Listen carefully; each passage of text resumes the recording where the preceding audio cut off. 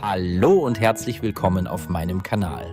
Hast du schon einmal erlebt, wie dir dein bodenloser Siebträger beim Espresso jede Menge Spritzer beschert und deine Arbeitsfläche in ein Chaos verwandelt? Dann bleib unbedingt dran, denn heute lüften wir das Geheimnis hinter den 10 häufigsten Fehlern, die zu diesem Spritzen führen und zeigen dir genau, wie du sie sofort beheben kannst.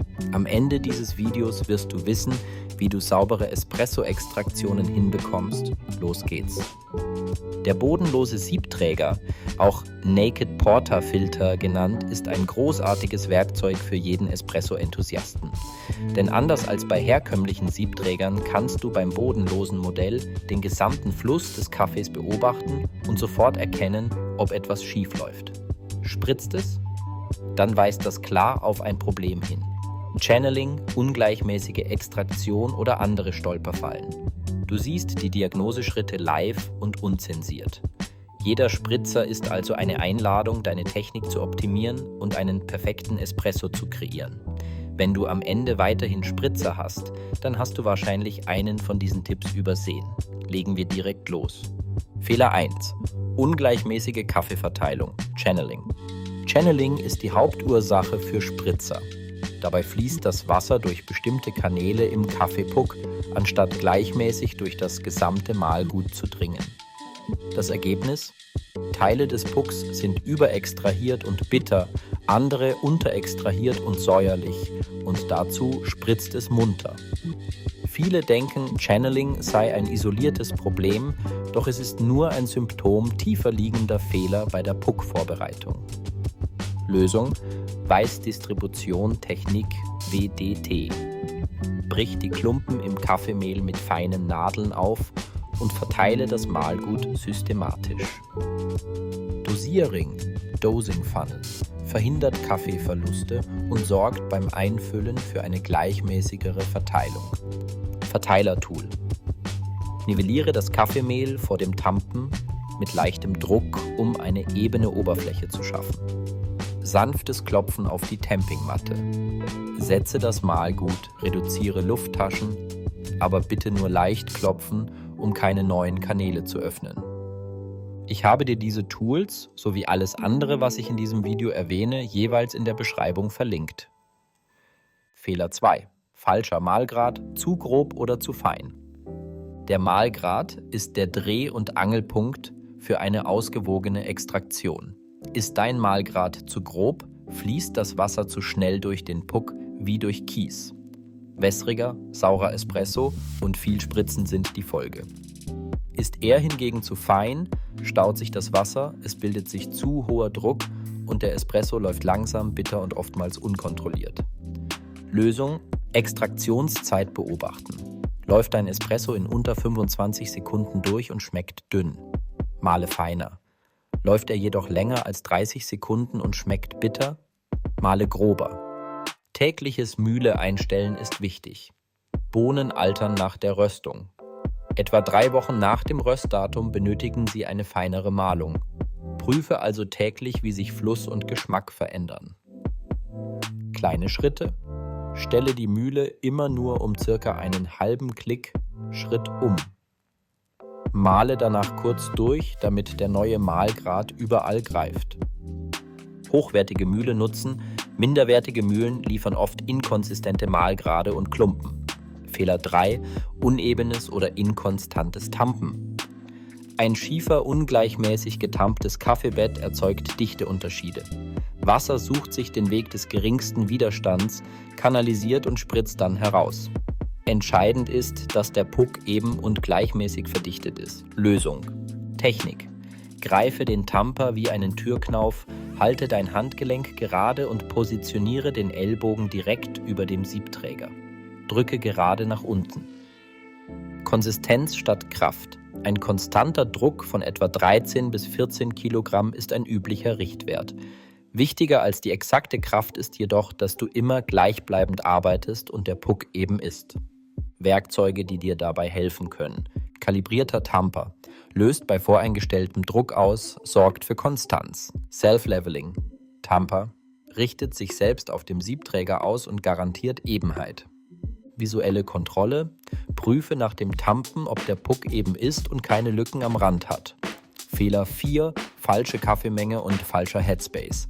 Die korrekte Dosis ist essentiell. Dose zu niedrig, du hast zu viel Headspace zwischen Puck und Duschsieb. Wasser staut sich, sucht sich Schwachstellen und spritzt heraus. Dose zu hoch, der Puck ist so dicht, dass er beim Aufquellen das Duschsieb berührt und die Wasserverteilung blockiert, was ebenfalls zu Spritzern führt. Lösung: präzises Wiegen. Verwende eine Kaffeewaage.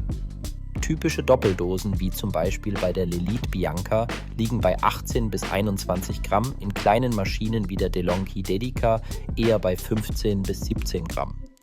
Headspace kontrollieren. Nach dem Tampen sollte immer ein kleiner Abstand zwischen Puck und Duschsieb verbleiben. Wenn du nach dem Bezug einen Abdruck des Duschsiebs siehst, Dosis ist zu hoch. Physik verstehen. Headspace bedeutet, dass das Wasser unkontrolliert im leeren Raum agiert, bevor es den Puck gleichmäßig benetzt. Keine gute Idee. Fehler 5. Zu alte oder zu frische Kaffeebohnen. Alte Bohnen haben zu wenig CO2, so schießt das Wasser ungehindert durch den Puck. Das führt zu schwachem, wässrigem Espresso und Spritzer. Aber zu frische Bohnen sind auch keine Lösung. Innerhalb der ersten 7 Tage nach der Röstung enthalten sie zu viel CO2. Dieser schnelle Gasausstoß erzeugt unkontrollierte Turbulenzen, destabilisiert den Puck und fördert Channeling. Lösung: verwende Bohnen im optimalen Zeitraum von 14 bis 30 Tagen nach dem Röstdatum, der sogenannte Sweet Spot, der je nach Röstung etwas variiert. Dann sind sie ausreichend entgast, aber noch aromatisch. Lagerung: bewahre Bohnen luftdicht, kühl und dunkel auf, um den Entgasungsprozess zu verlangsamen und die Aromen zu erhalten. Fehler 6. Zu hoher Brühdruck der Maschine. Viele Einsteigermaschinen bringen einen ab Werk zu hohen Pumpendruck bis zu 15 Bar statt der idealen 9 Bar. Selbst ein perfekt vorbereiteter Puck wird dann überfordert, das Wasser schießt mit Gewalt hindurch, findet kleinste Schwachstellen und es spritzt. Lösung: OPV anpassen oder austauschen. Technisch anspruchsvoll, aber am effektivsten. Reduziere den Pumpendruck auf 9 Bar durch Modifikation des Überdruckventils. Bei manchen Maschinen kannst du das mit einer Schraube anpassen oder eine Feder tauschen. Pre-Infusion. Falls deine Maschine das unterstützt, verwende die Pre-Infusion, um den Puck gleichmäßig zu befeuchten. Dimmer-Mode: Fortgeschrittene können den Pumpendruck manuell steuern und Channeling so stark reduzieren. Fehler 7. Verschmutzter Siebträger, Siebkorb oder Duschsieb. Ölrückstände und feine Kaffeepartikel verstopfen mit der Zeit die Löcher des Siebkorbs und das Duschsieb. Dadurch fließt das Wasser ungleichmäßig, der Puck wird nicht homogen gesättigt, Channeling und Spritzer sind vorprogrammiert und dann schmeckt dein Espresso auch noch bitter. Lösung: tägliche Reinigung. Spüle Siebträger und Siebkorb nach jeder Nutzung mit heißem Wasser ab, wische sie trocken, um lose Rückstände zu entfernen. Blindsieb-Rückspülung. Am Ende jedes Tages eine Reinigung mit Blindsieb durchführen, um alle Öle und Partikel auszuspülen. Wöchentliche Tiefenreinigung. Einweichbad von Siebträger und Siebkorb in Lösung aus Espressoreiniger und warmem Wasser für 1 Stunde. Duschsieb und Brühgruppe solltest du ebenfalls regelmäßig reinigen, um Mineralienablagerungen zu vermeiden. Gegebenenfalls solltest du auch regelmäßig eine Entkalkung der Maschine durchführen. Fehler 8. Inkonstante oder falsche Wassertemperatur. Nicht nur Geschmackssache. Zu hohe Temperatureinstellung kann CO2 schneller freisetzen lassen, Blasen bilden und den Puck destabilisieren. Channeling, Spritzer, bitterer Geschmack. Ist das Wasser zu kalt, fehlt die Energie für eine saubere Extraktion und der Espresso wird unterextrahiert. Lösung: Temperatursurfing. Wenn deine Maschine keine präzise Temperatureinstellung hat, warte den richtigen Moment im Heizzyklus ab. Leerschott vorab. Spüle vor dem Bezug heißes Wasser durch die Brühgruppe, um instabiles zu heißes Wasser abzulassen und die Gruppe auf Temperatur zu bringen. Brühtemperatur mit PID anpassen. Wenn du Channeling oder verbrannten Geschmack bemerkst, fahre die Brühtemperatur leicht herunter, sofern deine Maschine diese Einstellung unterstützt. Siebträger vorwärmen. Lege den Siebträger vor dem Mahlen in die Gruppe, damit er nicht als Kältebringer wirkt. Fehler 9. Fehlende oder unzureichende Pre-Infusion. Pre-Infusion ist mehr als ein nettes Feature. Sie benetzt den Puck mit geringem Druck, löst Lufttaschen und bereitet das Mahlgut auf den vollen Druck vor. Fehlt sie oder ist zu kurz, kommt es zum Druckschock, Luftbläschen werden eingeschlossen, Kanäle entstehen sofort und es spritzt. Lösung: manuelle Präinfusion. Halte bei Maschinen ohne automatischen Modus den Brühknopf gedrückt, um für 1 bis 2 Sekunden mit niedrigem Druck vorzubewässern. Visuelle Kontrolle, Tipps. Beim bodenlosen Siebträger siehst du genau, wie der Puck von oben nach unten langsam benetzt wird. Erst wenn alles gleichmäßig befeuchtet ist, lasse den vollen Druck zu.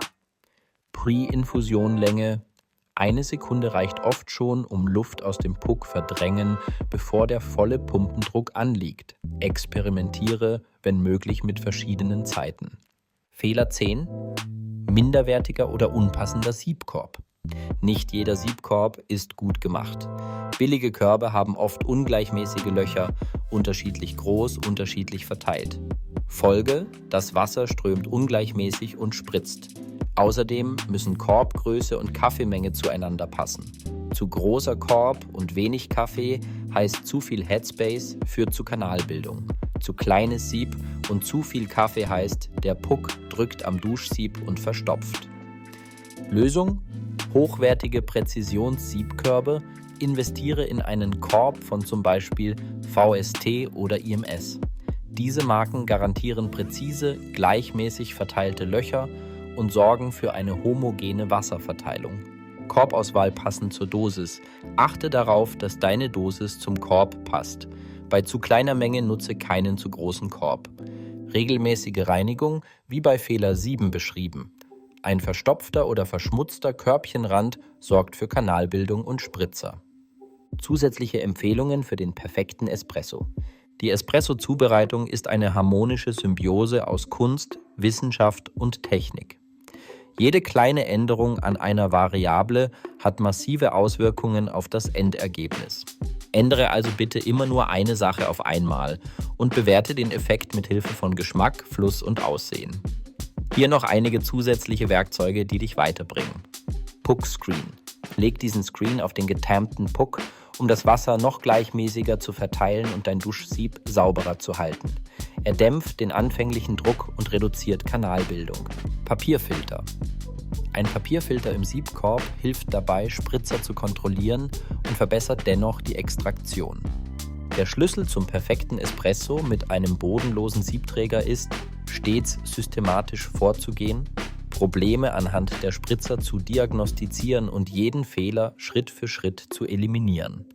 Kontrolliere Verteilung, Mahlgrad, Tampen, Dosis, Bohnenfrische, Brühdruck, Sauberkeit, Temperatur, Präinfusion und Siebkorbqualität und siehe da, deine Extraktionen werden fast wie von Zauberhand makellos. Wenn du alle 10 Fehler und ihre Lösungen verinnerlicht hast, solltest du keine Spritzer mehr sehen und stattdessen einen wunderbar sauberen Espresso mit perfekter Crema genießen. Hast du Fragen oder weitere Tipps? Dann schreib sie gerne in die Kommentare.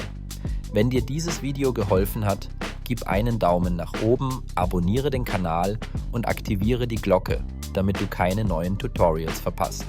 Vielen Dank fürs Zuschauen auf perfekte Espresso-Momente.